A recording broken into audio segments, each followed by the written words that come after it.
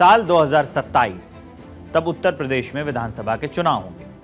अभी उस चुनाव में 2 साल से ज्यादा का वक्त है, लेकिन भारतीय जनता पार्टी अभी से मिशन 27 में जुटती हुई नजर आ रही है। बीजेपी एक तरफ हिंदू मुद्दे को धार देने में जुटी हुई है, तो दूसरी तरफ दलित वोटर्स को जोड़ने के लिए खास प्लानिंग कर रही है। योगी सरकार ने संभल से 2027 को अभी से साधने का मन बना लिया है। संभल में मंदिरों के मिलने और बावड़ियों के खोद पर निकालने की घटनाओं के बीच में सरकार ने एक और बड़ा फैसला लिया है।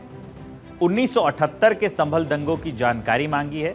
46 साल बाद इस फैसले ने यूपी में सियासी हलचल और बढ़ा दी है। वहीं बीजेपी ने दलित समाज के मतदाताओं को रिझाने के लिए संविधान गौरव अभियान चलाने का भी निर्णय लिया है। दरअसल लोकसभा चुनाव में बीजेपी को उम्मीद के मुताबिक परिणाम नहीं मिले थे। बीजेपी 400 से अधिक वोटेज जो सीटें थी उसको जीतने का दावा कर रही थी, लेकिन विपक्षी दलों ने शानदार जीत दर्ज की। एनडीए के अरमानों पर पानी फेर दिया।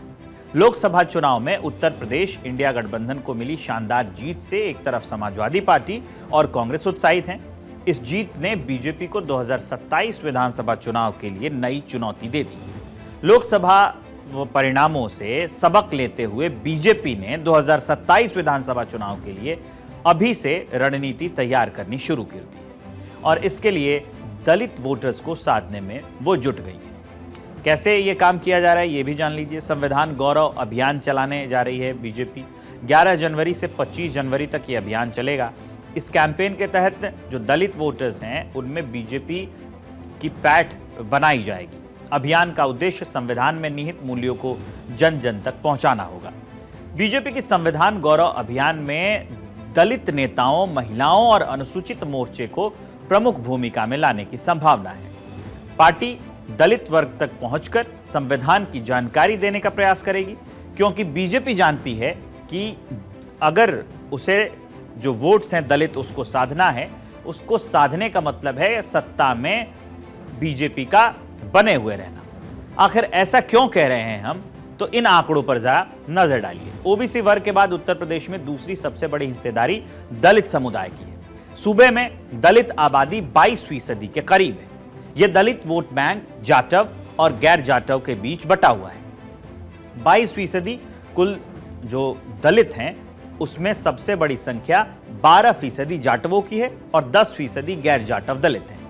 यूपी की जो दलित जातियां हैं उसमें कुल 66 उपजातियां हैं, जिनमें से 55 ऐसी उपजातियां हैं जिनका संख्या बल ज्यादा नहीं है। इसमें जातियां हैं मुसहर, बसूर, सपेरा, रंगरेज। और 2017 से 2022 के विधानसभा चुनाव में बीजेपी को दलित वोटर्स का साथ मिला, लेकिन 2024 के लोकसभा चुनाव में दलित वोटर्स खिसक गए, जिस वजह से बीजेपी का उत्तर प्रदेश में सारा समीकरण गड़बड़ा गया। यही वजह है कि बीजेपी ने दलित समुदाय को खास तवज्जो देने की स्ट्रैटेजी बनाई। दरअसल यूपी विधानसभा में 84 सीटें अनुसूचित जाति के लिए आरक्षित हैं और बीजेपी 2017 और 2022 फिर से दोहराना चाहती है। इसके लिए दलित वोटर्स का साथ मिलना जरूरी है। इसके पीछे अहम वजह है यूपी में 75 जिले हैं और 75 में से आधे से ज्यादा जिलों में जहां पर जो दलित आबादी है वो 20% से ज्यादा है। 42 जिलों में जो दलितों की संख्या है वो 20% से ज्यादा है। सोनभद्र जिले में सबसे ज्यादा 42% जनसंख्या है।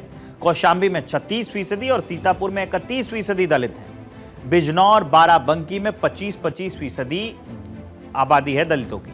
सहारनपुर में और बुलंदशहर में और मेरठ में अच्छी खासी दलित जनसंख्या रहती है। अंबेडकर नगर और जौनपुर में दलित समुदाय निर्णायक भूमिका में आता है। इस तरह से यूपी में दलित समाज के पास ही सत्ता की चाबी है, जिसे हर दल अपने हाथ में लेना चाहता है। यही वजह है कि बीजेपी ने मिशन 2027 के लिए अभी से अपना काम करना ग्राउंड पर शुरू कर दिया है और जितने वोटर्स हैं दलित उसको रिझाने के काम में बीजेपी जुट गई है।